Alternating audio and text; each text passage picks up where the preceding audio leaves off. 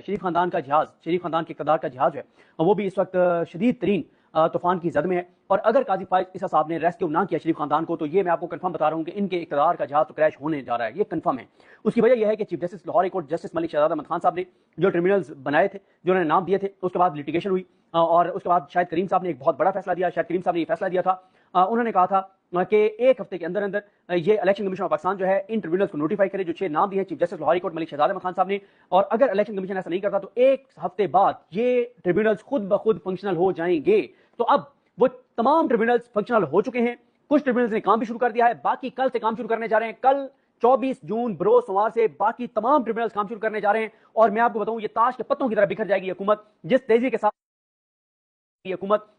के साथ अब ये कैसे चलेंगे। उसकी रीजन ये है कि कानून के मुताबिक 180 दिन के अंदर अंदर फैसले होने हैं और काफी टाइम गुजर चुका है। और आप ये देखेंगे कि अब शरीफ खानदान जो है वो कितना आपको अपसेट नजर आएगा। और यही वजह है जब हम कहते हैं कि ये डिलीवर नहीं कर सकते, ये इनके होने से पाकिस्तान पस्ती की तरफ जा रहा है, तनज़ली की तरफ जा रहा है, तबाही की तरफ जा रहा है, बर्बादी की तरफ जा रहा है। उसकी वजह यह है कि इनकी तो अपनी सीटें खतरे में, इनका अपने इक़्तिदार खतरे में है, इनकी अपनी करप्शन खतरे में, इनकी अपनी लूटमार खतरे में है, इनका अपना इक़्तिदार, इनका सब कुछ के ऊपर लगा हुआ है। ये अपनी सीटें बचाएं या मुल्क के लिए काम करें। और दूसरी बात यह है, जब ये आवाम के वोटों से आए नहीं तो आवाम के लिए क्यों सोचेंगे। अब मसला यह है कि तमाम ट्रिब्यूनल्स ने, और ये वो ट्रिब्यूनल्स हैं 6 जजेस खास तौर पे जिनके नाम जस्टिस मलिक शहजाद अहमद खान साहब ने दिए हैं, जो अजीम जजेस हैं, जो आजाद जजेस हैं, जिनमें से 4 जजेस तो ऐसे हैं जिनमें से कंफर्म वो आइन कानून के मुताबिक फैसले करेंगे, अपने हलफ के मुताबिक फैसले करेंगे और वो ऐसे फैसले करेंगे कि शरीफ खानदान के इक़्तिदार की कश्ती डूब जाएगी। और उसमें सुराग तो हो चुका है इन ट्रिब्यूनल्स के बनने के साथ ही, लेकिन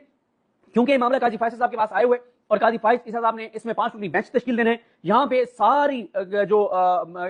सारी जिम्मेदारी आती है वो जस्टिस सैयद मंसूर अली शाह साहब और जस्टिस मुनीब अख्तर साहब की आती है। क्योंकि कमेटी में ये फैसला होना है कि 5 रुकनी बेंच कौन होगा। काजी साहब चाहेंगे कि वो अपने हम ख्याल जजेस, अपने वो जो उनकी सोच वाले जजेस हैं, जो ऐसे जजेस जो काजी फैसल साहब के साथ जाते हैं, जो आंखें बंद करके वहां दस्तखत कर देते हैं जहां काजी फैसल साहब कहते हैं, अगर उन जजेस में मुश्तमिल बेंच बन गया फिर तो ये ट्रिब्यूनल्स उड़ा दिए जाएंगे, ये जजेस उड़ा दिए जाएंगे। फिर वही जजेस लगाए जाएंगे जो चाबी वाले खिलौने हैं, जिनका पता है कि वो कंप्रोमाइज हैं, जिनका पता है वो कमजोर हैं, जिनका पता है कि वो शरीफ खानदान के खिलाफ खड़े नहीं हो सकते, जिनका पता है कि वो इस निजाम के सामने खड़े नहीं हो सकते, जो जिनकी पता नहीं किसी की फाइलें होंगी, किसी की वीडियोस होंगी, किसी का क्या होगा। क्योंकि आप एक चीज देखें, जस्टिस अमीर भट्टी ने 2 जजेस के नाम दिए थे, जस्टिस सुल्तान तमीर और जस्टिस सरफराज जोगर, और इलेक्शन कमीशन सेम डे ठक ठक ठक करके उन्होंने कहा जी नोटिफाई